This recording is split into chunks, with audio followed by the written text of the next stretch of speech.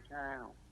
పెడితే మా ఇంట్లో ఆఫీస్ పెట్టిన 2012 దాకా నేను ఇంట్లో సంసారం పెట్టుకొని ఆఫీస్ పెట్టాలి. మగవాళ్ళు వస్తుంటే పెట్టిన మామూలు నైటీల మీద తిరుగుతుంటారు. నేను ఆఫీస్ పెట్టి 2012 వాళ్ళు ఎంఐజీ షిఫ్ట్ అయితే అప్పుడు నేను అక్కడ ఆఫీస్ తీసుకున్నాను నేను. మరి నేను ఫ్యామిలీ వల్ల ఎంత కోల్పోయాను అవన్నీ సెకండరీ. సో రవికాంతే బోస్కి ఇలా చెప్పినోడు, అరే సరే అమ్మని పిలువు, మేము పంచాయతీ నువ్వు వాడిని ఫేస్ టు ఫేస్ ఒక్కడిని తీసుకొని రా అంటే, అరే నువ్వు గుడ్ విల్ ఇవ్వాలంట కదా, 5 కోట్ల రూపాయలు ఇవ్వాలంట కదా అంటే, అరే అవును నేను ఇవ్వను అని చెప్పొచ్చు కదా. ఇప్పుడు మా పిల్లలు అక్కడికి వచ్చి ఫోన్ చేశారు. ఫోన్లో నేను ఎందుకు ఇవ్వాలి, నేను కష్టపడి చేసుకున్నాను. అరే బాలాజీ, ఎస్ఎస్ రావు, ప్రశాంత్ పార్ట్నర్స్ ఉన్న కంపెనీ, వాళ్ళు విడిపోయినప్పుడు ఎవడు వెళ్ళిపోతే ఆడికి 60 lakhs గుడ్ విల్ తీసుకొని వెళ్ళిపోవాలని కండిషన్ పెట్టుకొని 60 lakhs ఇచ్చుకుంటాను.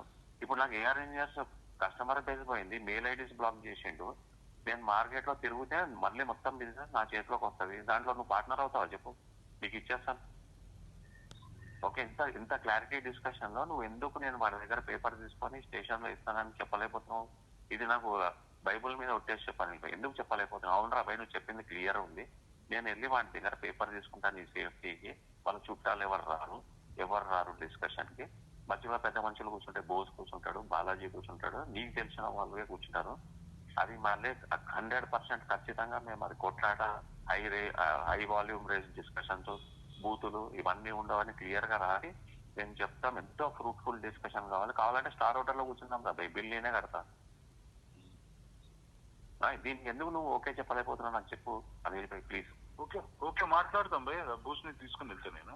నువ్వు బోస్ తీసుకొని జీవి రాజాని తీసుకొని నువ్వు రవి గారి దగ్గర కూర్చుంటే సెటిల్ అయిపోతే. ఇంకోటి మా వైఫ్ జీవి రాజా వద్దు భయ్, జీవి రాజా గారిని వద్దు, ఎందుకు అనవసరంగా అన్నెసెసరీ. బోస్ జీవి రాజా ఎల్ఐజీలో మీ మొత్తం గ్యాంగ్స్ లో చాణక్యుడు లాగా ఒక మంచి తెలివైన పర్సన్, డిస్కషన్ లో గట్టిగా మాట్లాడే పర్సన్ జీవి రాజా. పైసలు తీసుకుంటారు వాడికి నీకు ఇప్పుడు తెలుసు, నాకు వాడు చిన్నప్పటి నుంచి తెలుసు. వాడి క్యారెక్టర్ ఇప్పుడు ఏంది, ఇంట్లో కూడా డమ్మీ క్యారెక్టర్ వాడు తెలుసా? ఏదో తెలియదు. ఇప్పుడు మా వైఫ్ సైడ్ నుంచి ఎవరో ఒకరు బలంగా వెళ్ళినట్టు ఉంటుందా ఉండదా అనిల్ భాయ్? జీవి రాజా మా వైఫ్ తరఫున వచ్చాడని చెప్పు. ఇప్పుడు నేను వాళ్ళకి డబ్బులు కూడా వాళ్ళ పేరు మీద ఎంటీ చేయాలి. జీవి రాజా ప్రూఫ్ ఉండాలి. నేను తీసుకొని మళ్ళీ ఏమేమి చేస్తున్నా అని చెప్పి వాళ్ళు ఇదవుతారు. కాబట్టి నువ్వు పైసలు కూడా వచ్చిన దాంట్లో సగం నేను బిజినెస్ కి చేయాలి, సగం మా పిల్లల మీద మా వైఫ్ కి సేఫ్టీకి ఇచ్చేయాలి పోయి. ఓకే, ఇది నువ్వే దగ్గర ఉండి సెట్ చేయాలి. నువ్వు బోస్.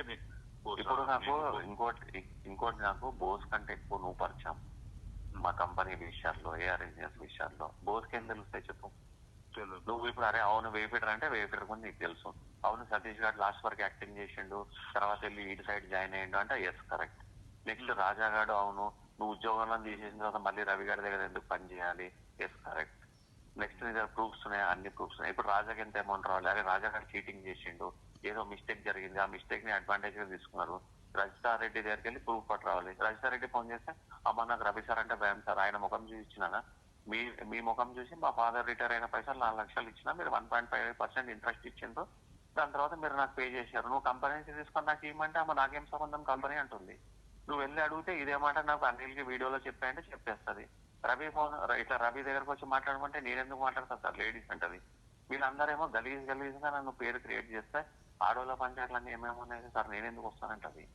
సో రజితారెడ్డిని నాకు ఇది కూడా ప్రామిస్, ఏ ప్రూఫ్ ఉన్నా రజితారెడ్డి దగ్గరికి వెళ్ళి నేను తీసుకొచ్చి పంచాయతీలో పెడతాను. అమర్ భాయ్ నువ్వు డోంట్ వరీ, నేను ఆర్పంతుడు లాగా నీకు రాముడు లాగా నేను హెల్ప్ చేస్తానని ప్రామిస్ చేయి. ఓకే ప్రామిస్ చేస్తున్నా, థ్యాంక్ యూ వెరీ మచ్. 100% చేస్తాను. బోస్ ని తీసుకొని నేను వెళ్తాను. Okay okay thank you very much, I'm very happy. నాకు ఇదంతా సెట్ కాగానే నేను నీకు చెప్తా. అప్పుడు నువ్వు ఒక 15,000 ఇల్లు 2 తీసుకో, అది ఎవరికి చెప్పకు, నేను వచ్చి అక్కడ ఉంటా, మరి నువ్వు నాతోటి. ఓకే.